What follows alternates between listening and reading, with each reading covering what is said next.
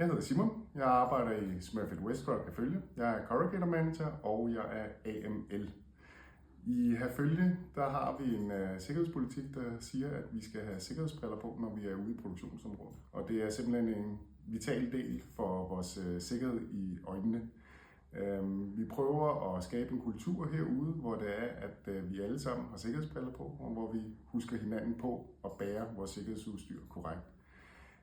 Og det er simpelthen for at minimere de skader, der kan ske med papir i øjnene eller andre materialer. Så husk at have sikkerhedsbriller på, når vi arbejder og arbejder sikkert. Ja, hej, mit navn det er Jan Danielsen. Jeg er elektriker i vedligehold og arbejdsmiljørepræsentant for vedligehold. Og jeg synes selvfølgelig, det er vigtigt, at man tager det alvorligt med sikkerhedsbriller.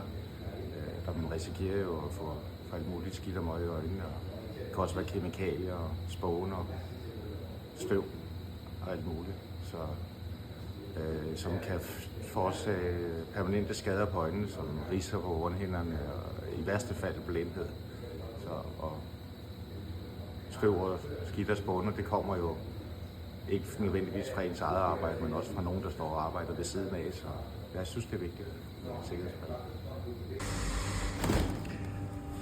Goddag, og jeg hedder Jakob, og velkommen til Herfølgeafdelingen. Her bruger vi beskyttelsesbriller, og det er der mange grunde til, for vi har mange farlige ting her. Jeg er AMR på nat og huggermand, og jeg havde en situation, hvor en vejer sprang på mig herude, og vippede op og ramte mit brilleglas. Og hvis jeg ikke havde haft briller på, så havde jeg nok været 1 år den dag i dag.